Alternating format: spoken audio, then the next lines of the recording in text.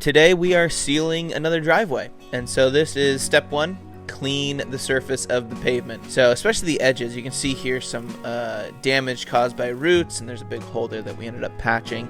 And then the blowers come by after we've loosed up all that gravel and other debris on the surface, the pavement surface, and we clean it off. I'm gonna cut just like I did on the other one. I'm gonna go down one way and come back up Yes, that's this way. Jose kind of telling the crew how we're gonna do things. And here we are just crack filling in the cracks, kind of sealing it from outside elements, mostly rain here in the Northwest. And we start laying down material. So this is SEALCOAT, and I'm gonna be showing you, oh, there we go. See this map here? That is kind of an overhead of the driveway. So this is a shared driveway between two neighbors. And so we're going to be sealing it. And throughout the video, I'll kind of show you on the map where we are. Just give you some context, as far as our progress through the video. So here we are.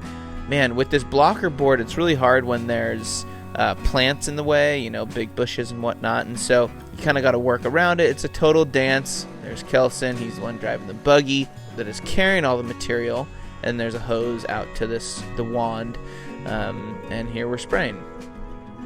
Yep, so we got this blocker board, and then we get to a hedge like this, and we can't be there, so we got to go in front of it. And this blocker board is preventing any sort of overspray of material onto the neighbor's posts, garden, plants, etc. It's best to just keep it out of keep it off the grass, keep it out of the landscaping, just to really contain it to the asphalt surface. So here we are, we're kind of brooming it, brushing it on, not trying to spill over into the concrete. And then here we are, so we're pretty much cutting in. So this whole time we are getting the outside done so we can spray in the middle, you'll see. But right now, he took the tip off of the wand to lay down a bunch of material, and then we can come along with brooms and push it and pull it to where it just comes up to the seam. Look at how nice that is. That's Kelson. He's super good at cutting in.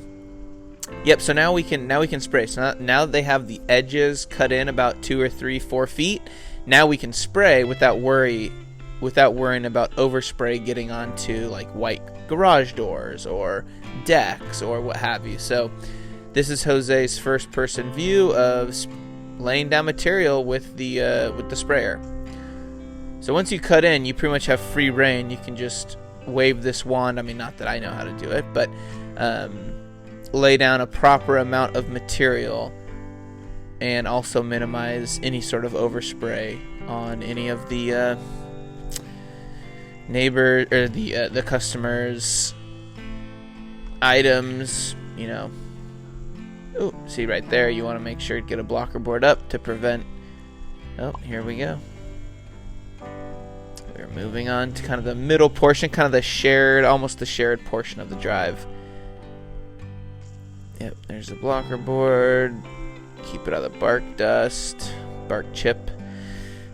And so this day kind of started out cloudy, but you can see the sun is almost directly overhead now, and it's probably 65, 70, which is perfect for seal coating for where we are in the Northwest. So this is just perfect weather, not too hot, not too cold, hot enough to cure, but not hot enough to make you super sweat, which is kind of what I do anyway. But anyway, here we go, moving around the corner. So that's one person's driveway done, almost done with at least a single coat. Now we're moving on to the secondary driveway, kind of the bigger part here, which actually has some sewer access points, which you got to take the tip off of the sprayer, lay down material. You want to cut around these.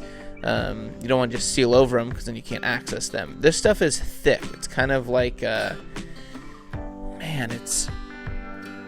I mean, you can tell it's more viscous than water, but it's not as viscous as like maple syrup or something. But it's a thick kind of, well, protectant. It's a thick layer. It's a sealer that fills in all the little holes and cracks that have formed in the pavement, and then it cures in just a few hours in the sunlight here, and then you know, a few more hours if you're in the shade at these temperatures.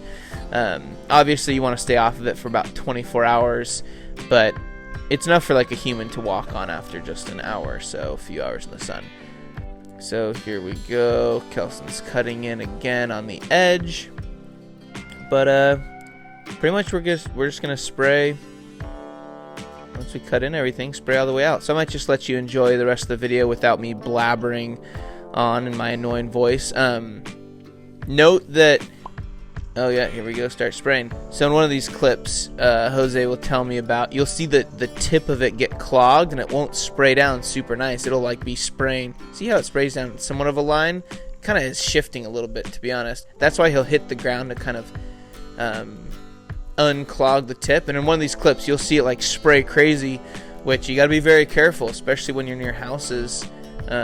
And he explains that to me, so just watch out for that. And thanks for watching, and lots more videos coming. Subscribe to the YouTube channel to get more satisfying sealing, asphalt, striping. Got a lot of work going on this summer, so we'd love it if you followed our channel and helped us grow, and shared this with some friends and family, and let us know if you need a quote and you live in the Oregon area. So thanks everybody.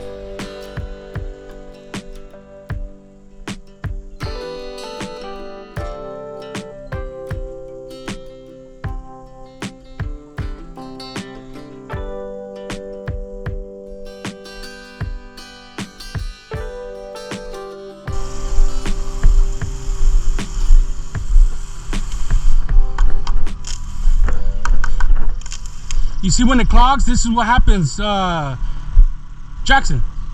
When the tip clogs and you try to spray, like, that's how it goes. So that's why when I'm by a house, it's kind of, you know, a little sketch.